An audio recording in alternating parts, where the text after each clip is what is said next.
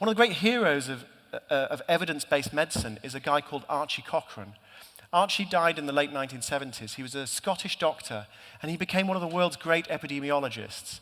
He completely revolutionized how the British National Health Service thought about evidence-based medicine and campaigned worldwide for doctors to take randomized trials more seriously, to take their own knowledge less seriously, to give themselves a bit less respect, and to acknowledge that actually by making these mistakes, these deliberate controlled mistakes, they could learn something.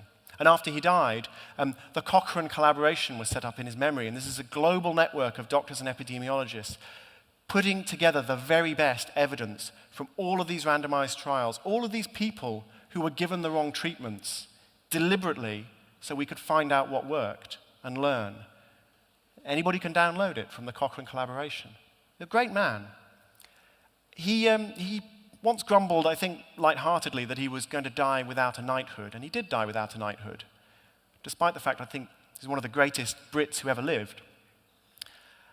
And there was a reason he died without a knighthood. It's because he annoyed people a lot. He annoyed people a lot because he understood that is what it takes to force people to acknowledge that they might be making a mistake right now, and they're in a process of complete denial, a state of total denial. An example.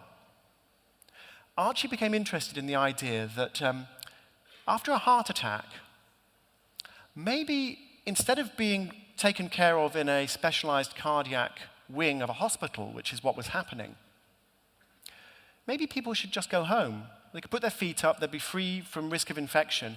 Of course, they wouldn't get any specialist care. Still, maybe it was worth thinking about. All his colleagues who were cardiac surgeons thought it wasn't worth thinking about. It was unthinkable. It was unethical. You could not possibly deliberately make this mistake, deliberately send people home to die to satisfy your intellectual curiosity. And they shut his trial down. And then he managed to get it set up in another city. And he ran the trial. And after a short while, he gathered together all of the power brokers, all the cardiac surgeons in a room. And he said, well, gentlemen, I've got the preliminary data here. Handed out the paper with the tables. And it's really too early to be sure. But I thought you ought to know, these patients are safer in hospital. You were right. There was a huge outcry. Doctors pounding the tables, pointing their fingers. We always said you were unethical. We always said you were dangerous. We said you would kill people, and you are killing people, and you have to shut the trial down at once. And Archie let them talk.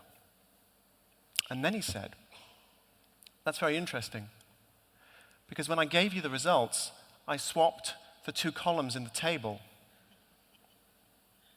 Your hospitals are killing people, and they're safer at home.